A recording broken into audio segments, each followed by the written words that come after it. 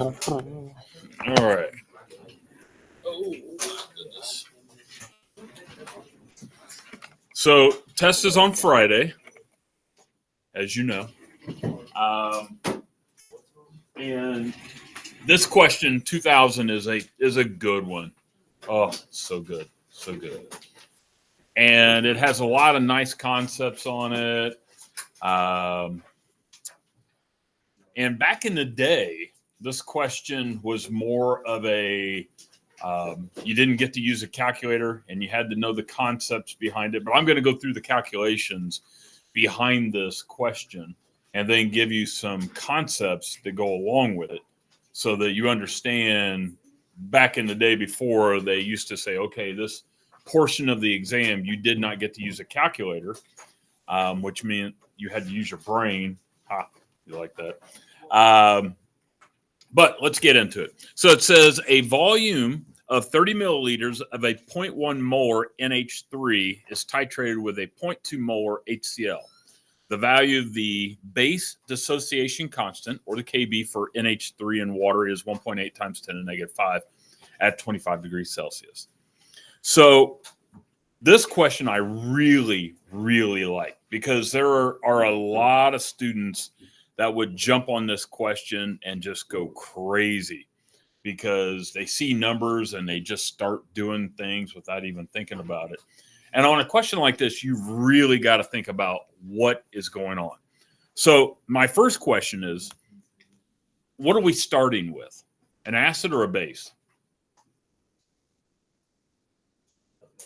A base, yeah. So you got to understand that we're starting with a base. And it even says so because we have a KB value there for ammonia. And it even says the base dissociation constant. Okay, so make sure that you're actually reading into the question before you start answering the question. Part A, I don't think we've talked about part A yet, but it's a good one. It says write the net ionic equation for the reaction of NH3 with the hydrochloric acid. So what does net ionic equation mean again? Show the solubility. Okay. So do we include spectators? No, we do not include spectators. Very good. So I'm going to go ahead and do that up here where it's nice and tiny. So we have NH3, and I'm going to go ahead and show the hydrochloric just for kicks and giggles. This is not my answer, by the way. So what kind of reaction do we have here? It's a strong acid with a weak base. So what is the hydrogen going to do for the weak base? That's right. It's going to jump on there. Okay. So we'll make ammonium. Oh, that's a 4. My bad. That's a 4, and it goes to +1. And then we have good old chlorine standing all by itself. Now, for the record, what is HCl again? A strong acid. So we shouldn't even show HCl like that. So if I were showing you the correct way, it would be NH3 plus hydrogen ions. And I'll go back and forth since it's not strong. NH4 plus. That is the answer to part A. Okay. In other words, it shows everything that changed and it doesn't show spectators.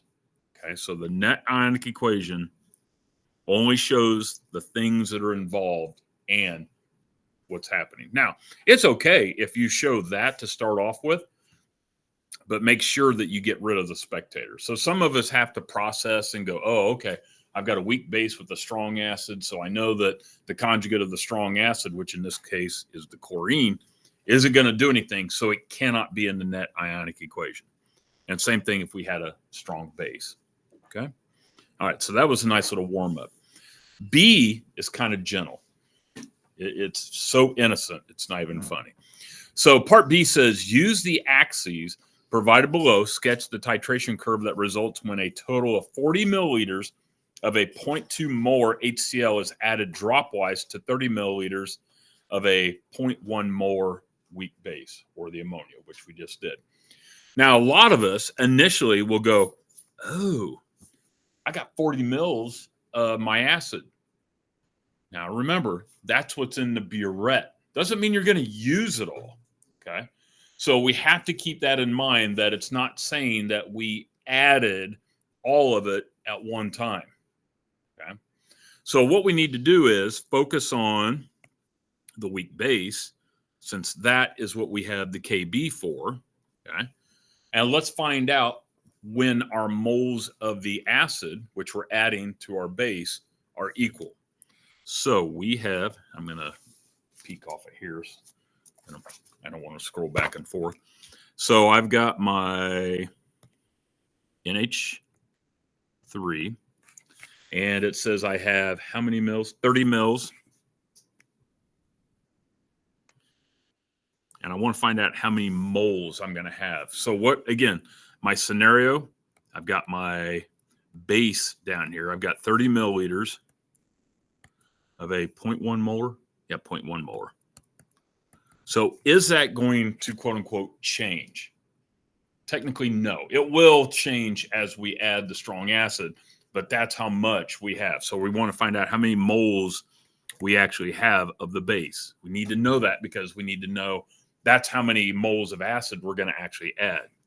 So if I come back, I'm going to change that to liters, and then 0.1 moles. So hopefully that gives me 0.003 moles, I believe. Okay.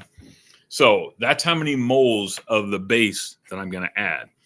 Now, I need to start off with where my titration is going to begin at. Okay. So hopefully it's around where, on what pH. Now, this is part of the concepts. Should it be above 7, below 7, above 7, because we're looking at a weak base. Okay. So let me erase that. So let's find out what our starting pH is. Okay. I think I may have done that a little too premature. Let's move you down. Okay. So we have, let's see here. So we've got 30 mils of that. So we do have our moles. I do want my moles. And I know that we're in, how can I find? Why am I drawing a blank? Oh, ice chart, duh. So I've got NH3 plus OH makes NH4 and hydroxide. So I have my 0.1 molar dash 0, 0 minus X plus X.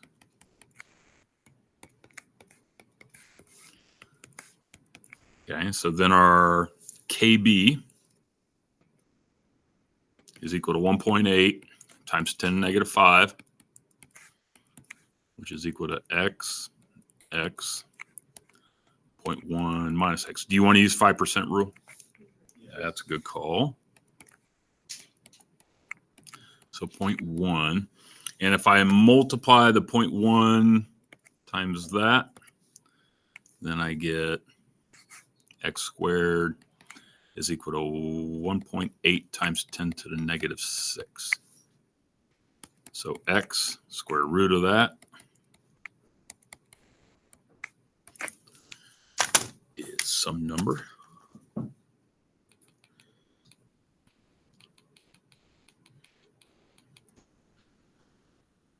So I get we'll go 0.001342.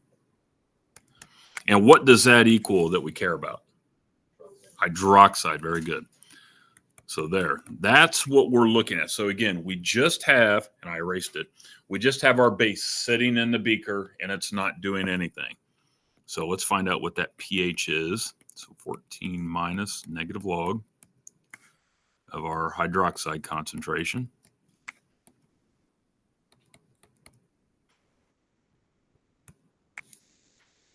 So 0.001342.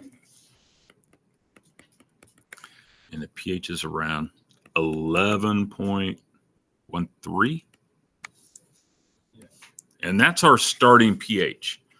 So when I go here, I'm going to use red here, right about there. Now, I think I talked about it a little bit on Friday, that if you have a strong acid, typically the pH starts around where? Strong acid? Below 2. 2 or below, yeah. So below 2, that's a strong acid. So on the flip side, strong base would be what?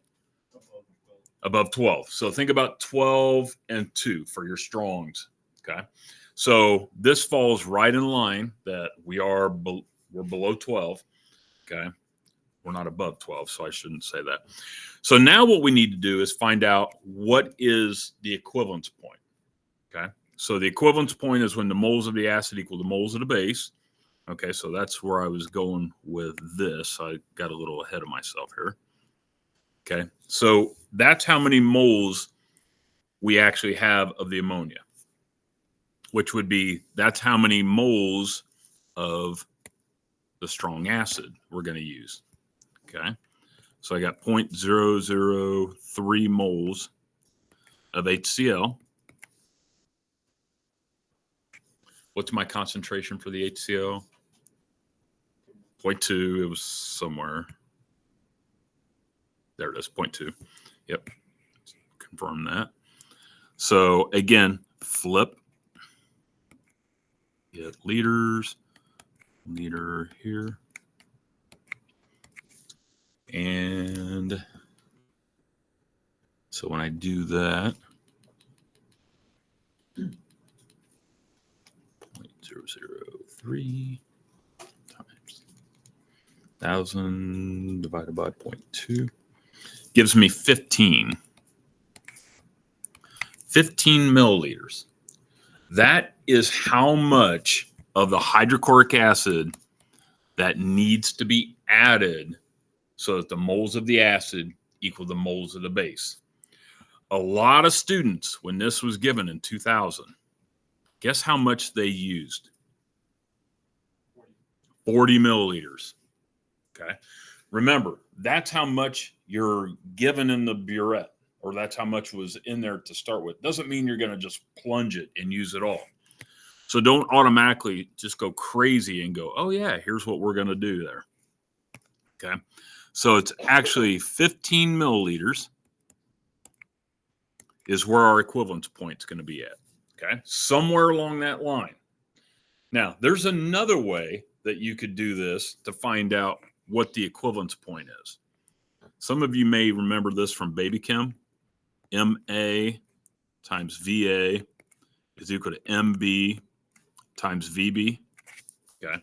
So we know the molarity of the base. We know the volume of the base. Okay. We know the molarity of the acid, but it's not 40 mils. Okay. We're looking for at the equivalence point. And what does M and V stand for again? Molarity and volume. Good. So when you take the molarity times the volume, what do you get? Moles. And so what this is essentially saying is moles of the acid are equal to the moles of the base. And this is at the equivalence point. Okay. So since I have that, and again, doesn't matter which way you do it, it's totally up to you. So I would go the volume of the acid, and again, at equivalence point, that's pretty important, not how much we started with. Take your MB, VB, and divide it by your MA. So in that case, we had 0.1. Yeah, 0.1 molarity. We started with 30 mils divided by 0.2 molarity. And some of you might say, well, shouldn't we change that to liters? You don't have to. It's the same. And that'll also give you 15 mils. So again, HCl at the equivalence point. Okay. So tomato, as long as you're showing your process, I'm good. Okay. Some of you might be more comfortable with that, but it'll still work here. But don't use 40 mils here. Okay. That would be really, really bad. Really bad. Okay. I'm going to zap that. Okay. All right. So now we know that we're going to go to 15 mils somewhere along there. Okay. So let's find out what is the pH at the equivalence point. Okay. So let's go with that color. That's a fun color. So we know that the NH3 is going to be equal to the hydrogen concentration, which we know is 0.003 moles, but we don't know the total volume at that point. What is it? What is it? 30? So we have this. What else do we have? Yeah, don't forget. Okay, so it's the acid and the base volume. Okay. So in this case, it's actually 45 mils. So 0.045. And so we type that in. I think we get like 0.6 repeating. Yeah, 0.06 repeating. Okay. So that's the molarity of your base and your hydrogen at the equivalence point. So now we can do, did we write an expression yet? We did not. Ooh, that's terrible. So our expression is NH4 plus hydroxide, NH3. But is that what we want to use for this? Since we're adding hydrochloric? No. So now we're going to change it to a Ka, which is Kw over Kb, 1.0 times 10 to the negative 14, divided by 1.8 times 10 to the negative 5, which gives me 5.5 repeating times 10 to the negative 10. So then my Ka is my hydrogen, my NH3, and my NH4 plus. So when I make my ice chart, so I have that NH4 plus. And all I'm doing is I'm flipping the ammonia with its conjugate ion. So we're going to say that this is approximately 0. Our concentration, actually, let's not do that. Our concentrations for both of these are 0.6. Which one is smaller? That's right. So the answer is yes. So they'll both go to 0. Then equilibrium will be reestablished. And we'll add it to this side. Can we use Henderson-Hasselbalch here? No, don't even try. So now when we go and plug this in, okay, I'm going to go, so we're looking at y, actually y squared, because we already subtracted everybody. And 0.06.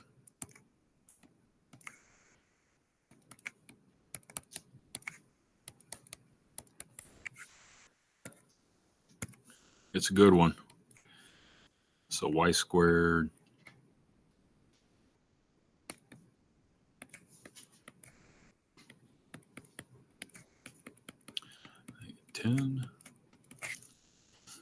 Ooh. And that's like 3.7 times 10 to the negative 11. So y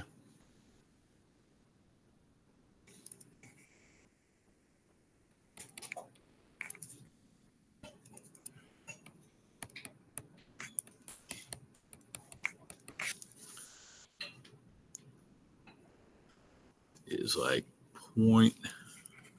6.09 times 10 to the negative 6. And what is that representing that we care about? A hydrogen. Okay. So that is our hydrogen concentration. So to find the pH, take the negative log of the hydrogen concentration.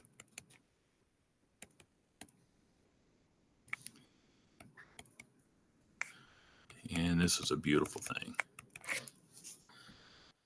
So around 5.22. Okay. So that is your pH at the equivalence point.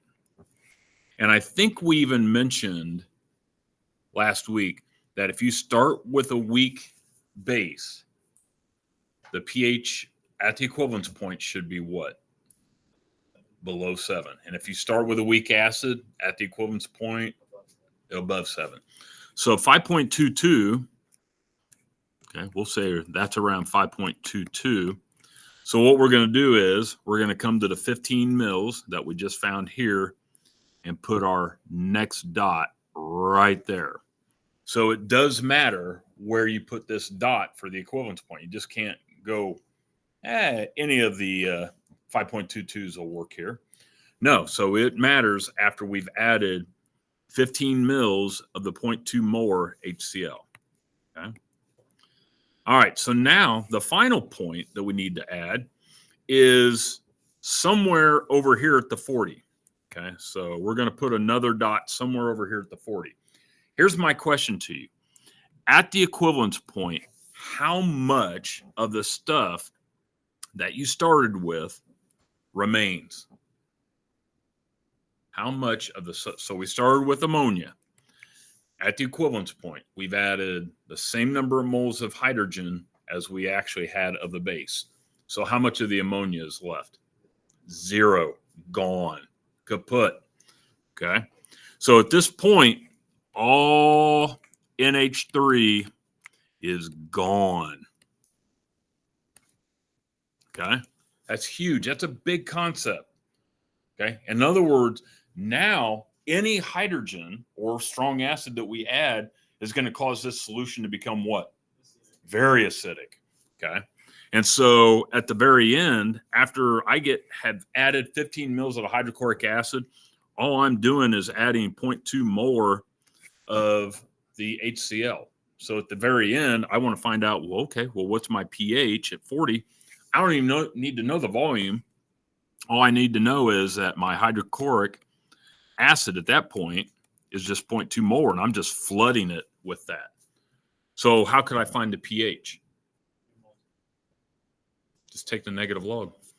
Okay, so pH at this point, if all I'm doing is adding a strong acid, whatever that equals, and that's around 0.7. So, and again, falls under the rule. Is it a strong acid? Yes, it's below 2. So the last point that we're going to put is somewhere down here. Okay. So from 15 to 40, all we're doing is flooding the system with hydrochloric acid. Okay. So now we got to connect the dots here. I'm going to erase all that garbage there. Okay.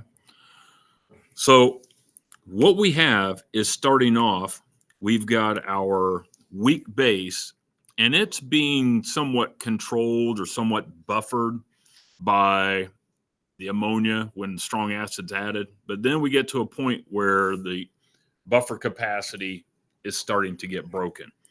And then as you'll see when we do the lab, then the pH just plunges and goes right through the equivalence point. And this occurs at a matter of like 1 to maybe 1.5 drops of the HCl. It's quick. Okay. And so what we're going to do is now we're going to start to level out, and we're going to finish somewhat down here. Okay. So when we look at our titration curve, okay, that's not accurate. I think more so the curve would actually come down a little quicker and do that. Okay. But the key is you want your equivalence point at 15 mils. At the end, we only have the strong acid. Now there's going to be some residual. That's why the pH doesn't change a whole lot there. But at the very beginning, we still have some of the ammonia in the solution. Okay. And so it's somewhat controlling that. Okay, so there's our basic titration curve. Okay. Now, back in the day when you didn't have like the calculator for this portion, you could have easily done the calculation in your head and said, okay, I've got a 0.2 molar solution here. Oh, my pen died. I've got a 0.2 molar solution of my hydrochloric, and I have a 0.1 molar of my weak base. So I have twice as much concentration of the strong acid as I do the weak base. And if I start off with 30 milliliters of my weak base, I only need half as much to get the equivalence point. And that's where the students would fall into that. And then the second point would come that it had to be somewhere below 7, but not too low. Okay. And then obviously knowing that we had a strong acid, that it would be below 1. That's why they emphasized the scale like that, because they wanted to make sure that you understood that. All right. So knowing that our pH is at 5.22, part C, C, where'd C go? C's not on mine.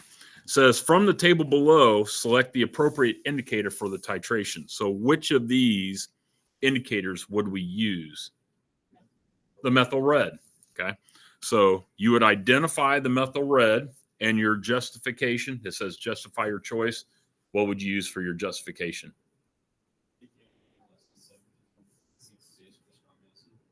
Okay.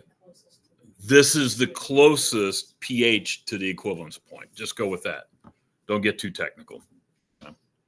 So even though we're 5.22, this is the closest one. Okay, we're actually going to run through the 5.5, but at least it's the best one that we have. Maybe this is all we have on the shelf. Okay.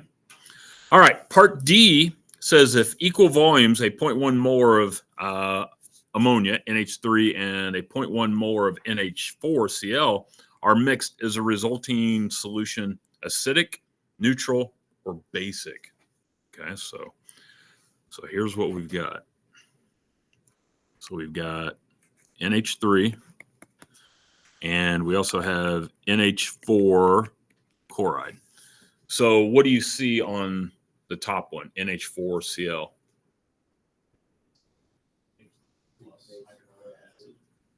Okay, so focusing on this, what should be the first thing that pops in your head? Salt. It's a salt. So we have a common ion, NH3. We have a common ion. It's kind of hidden in there, but it's NH4 with the hydrogen added. So we have a conjugate of a strong acid. So we'll definitely dissociate that and make it NH4 with a +1 charge and chlorine. So we don't care about the chlorine, but we do care about the NH4. So really we've got NH3. Actually, let's go NH4 since we already have that one written pretty cleanly. NH3 and hydrogen. Okay. So it wants to know, is this acidic, neutral, or basic? So we have equal molarities, 0.1, 0.1, and we want to know what is this. Okay. We also have a Ka value, but we also have a Kb value. Which one do you want to use, the Ka or the Kb? I would use the Ka since we have a hydrogen here, but you can use a Kb. So I'll go Ka since we have that already, and it looks like this. So NH4, and that was 5.5 repeating times 10 to the negative 10. Okay. And so if it's, and this is the kind of math you like, so 0.1, oh wait, we're looking for hydrogen, my bad. So 0.1 and 0.1. So if you cross multiply those go away. So the hydrogen is equal to 5.5 times 10 to the negative 10. Now, if you didn't have a calculator, because you were the lucky ones that got to take this in 2000, would you say that pH is above 7 or below 7? I'll give you a hint. Above. Look at the exponent. Okay. So that exponent is big, or sorry, really small. Sorry. So since you do have a calculator, take the negative log of 5.5 repeating, sorry. And that gives you a pH of around 9 something. 2.6. There you go. So now we can answer the question, would a 0.1 molar solution, where'd you go, equal volumes of a 0.1 molar NH3 and NH4, would it be acidic, neutral, or basic? It would be basic.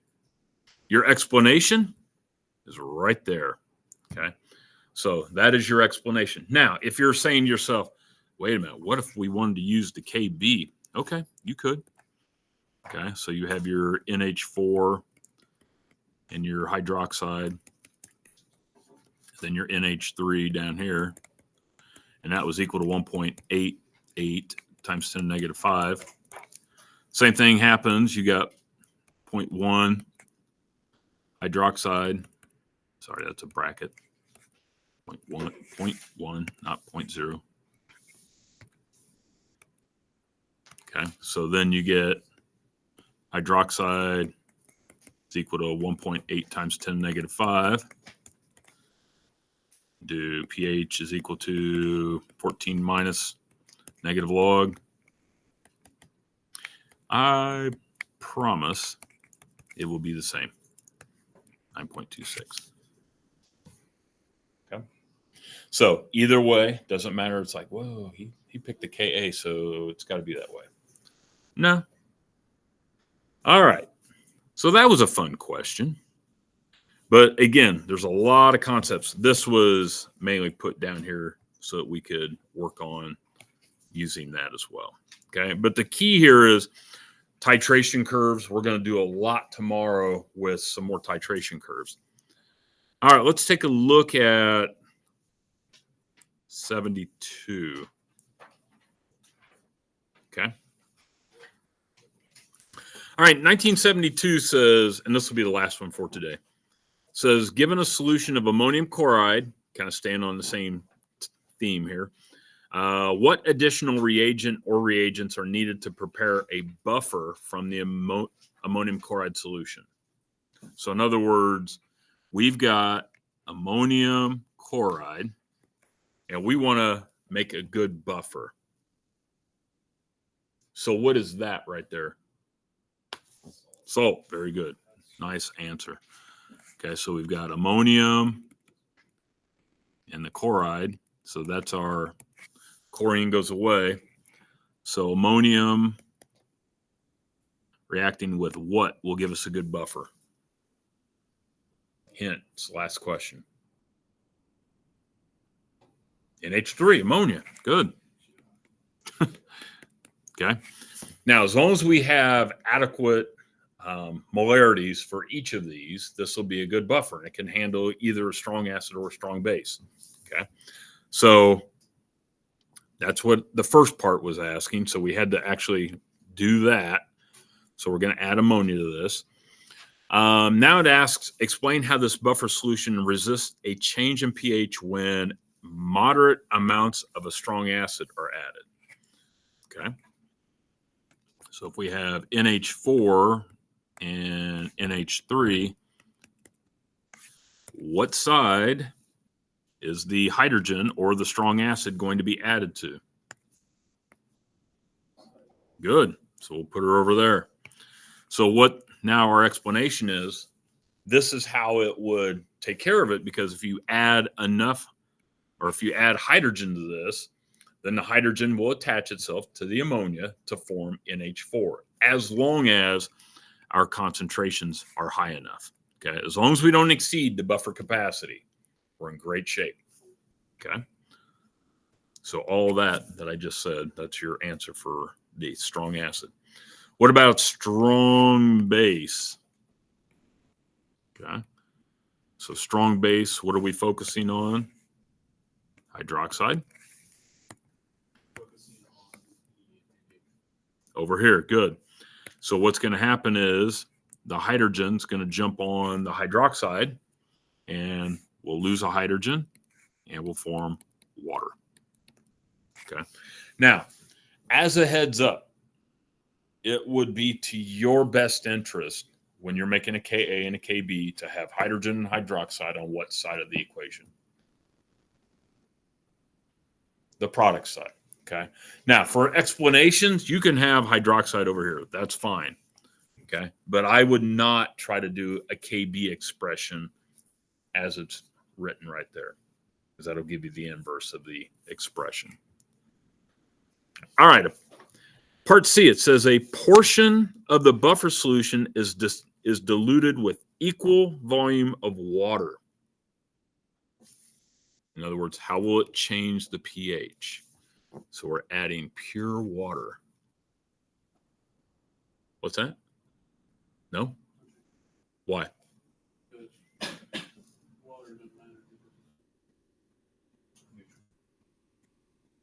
Eh?